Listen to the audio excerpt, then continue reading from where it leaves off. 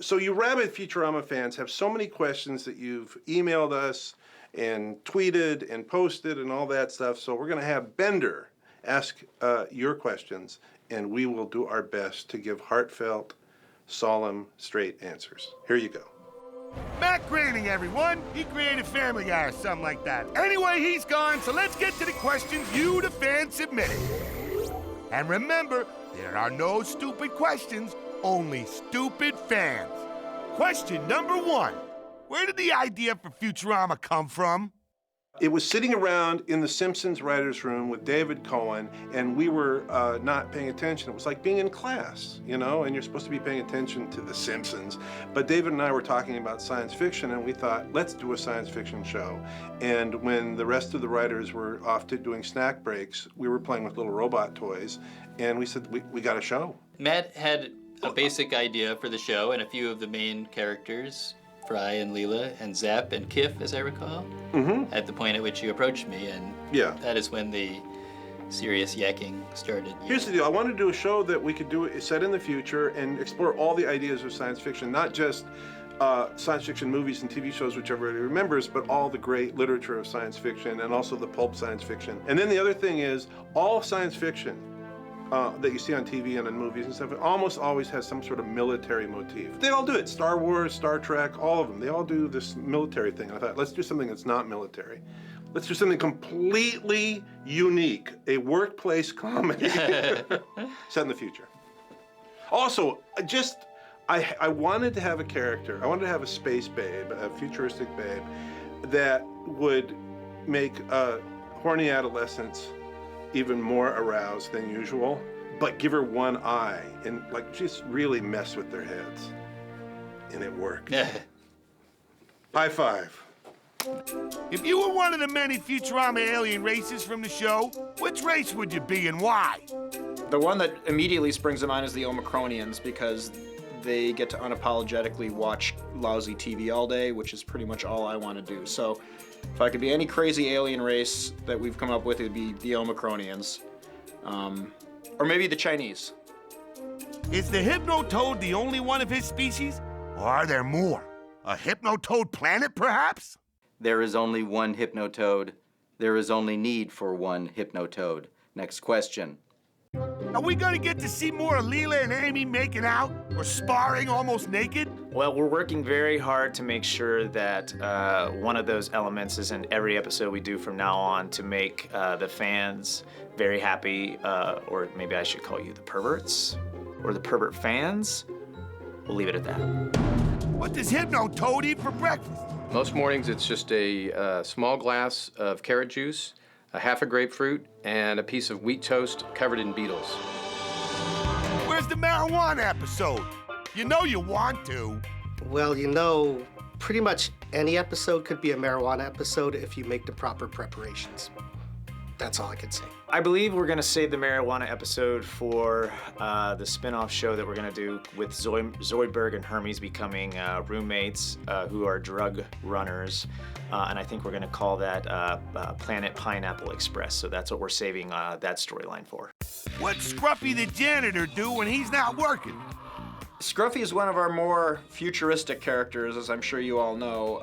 He really is a man of tomorrow, and but he does enjoy cleaning clogs. So I would imagine that whatever he's doing when he has some time off, it involves getting something out of something else. And he also has, he's involved with his various charities, I would imagine as well. And masturbating. How many times has Bender said ass? Bender has said ass many, many times. Actually, Bender's #1 word, and it's actually been documented, is ass. That's asking like how many stars are in the sky. There's no way of really knowing, but I'm gonna go with more than 50. Maybe, probably. What is the fascination with Nixon? Richard Nixon is a fascinating man, the only American president ever to resign, one of the seminal figures of the political scene of the second half of the 20th century, just an important historical figure who saw the highs of the heights and the lows of the valleys of of American political history. Plus, Billy West does a really funny noise when he goes, "Aroo!" What are other incredible uses of the Finglonger? Well, some of the prototypes for that might help you, at least the history of it might, because it was first called the shh, and then it was the come here, and then the whoop-de-doo for a while. I don't want to even get into the nose-picking part because that's obvious. Are Fry and Leela officially together or not? No.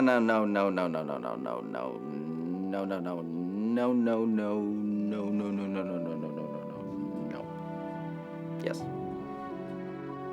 Yes. No. No. Yes.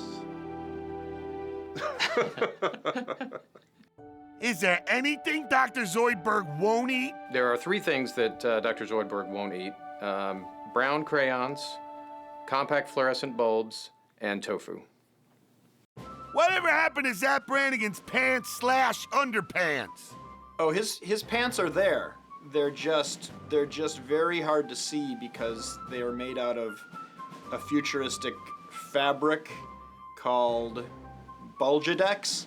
It has all the advantages that spandex does in terms of restricting blood flow to an area of your body, but it also, almost in an extra-dimensional way, is able to shrink and/or hide any dangling organs that might appear threatening if you were to be negotiating with an alien race, which is important when you're a starship captain.